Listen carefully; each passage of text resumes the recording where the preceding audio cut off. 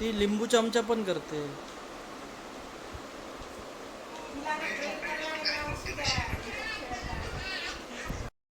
तर बरं तुम्ही गेले व्यायाम तिकडे छान माले.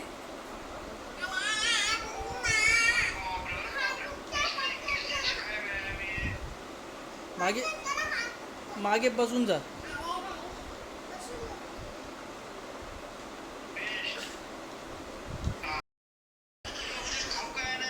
खाऊ काय आणायचं म्हणतात.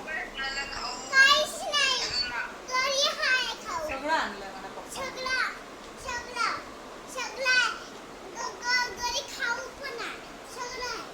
तुम्ही या खाऊ खायला म्हणा. तो मोठा झेंडा आणला म्हणा आज. झेंडा दाखव त्यांना. काढायचं नाही, मोबाईलवर दाखव. कसं दिसणार?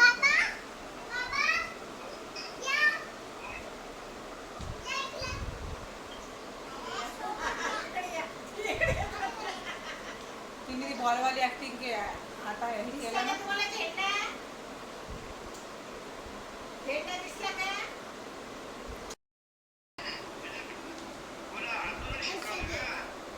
नाही ते तिथं टीव्हीत पाहिले. पायाला हात लावायचा दोन्ही दोन्ही पंजाला आणि मग डोकं टेको आता.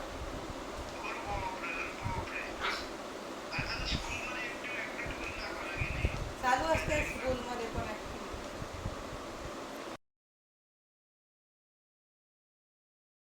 पप्पा असंच घरात टाइम शिकवलं काय.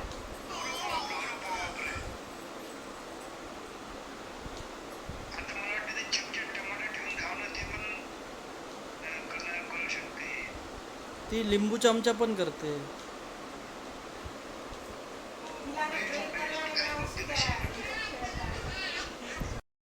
तर बरं तुम्ही गेले व्यायाम तिकडे छान माले.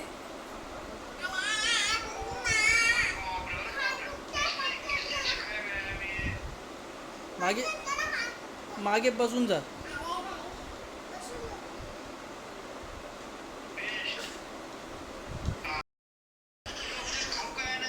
खाऊ काय आणायचं म्हणतात. सगळं आणलं मला पप्पा.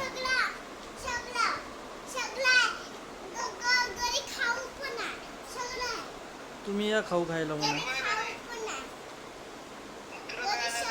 तो मोठा झेंडा आणला म्हणा आज. झेंडा दाखव त्यांना. काढायचं नाही, मोबाईलवर दाखव. कसं दिसणार?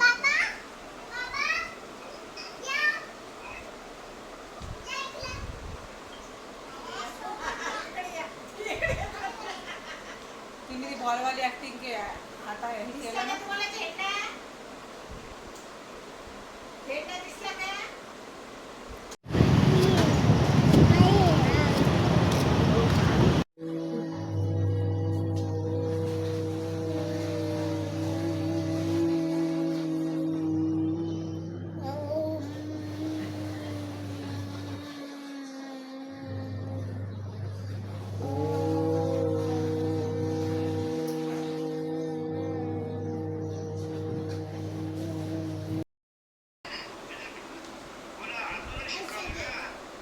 नाही ते तिथं टीव्हीत पाहिले. पायाला हात लावायचा दोन्ही दोन्ही पंजाला आणि मग डोकं टेको आता.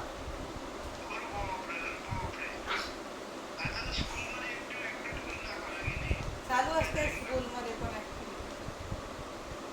अलीकडेच वाशीला एक 7वी-8वीतली मुलगी वडिलांचा अभ्यास कर आईवडिलांच्या किटकिटपायी घर सोडून पळून गेली होती आणि मग ते दुसऱ्या दिवशी सापडले. तर मुलांना हजारो लाखो रुपयाचे खेळणे महत्त्वाचे नाहीत. असे साधे दगडांसोबत जरी खेळले त्यांच्या मनाने त्यांना विकसित होऊ द्या.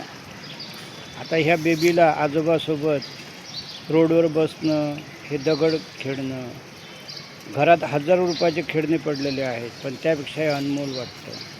आणि म्हणून महाराष्ट्रातील सर्व पालकांनी हे आदर्श उदाहरण ठेवावं.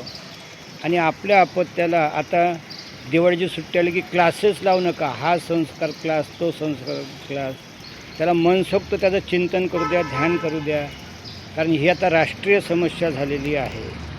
आणि म्हणून आजोबा हे नातवंडांचे आत्मविश्वासाचं, व्यक्तिमत्व विकासाचं केंद्र असतात.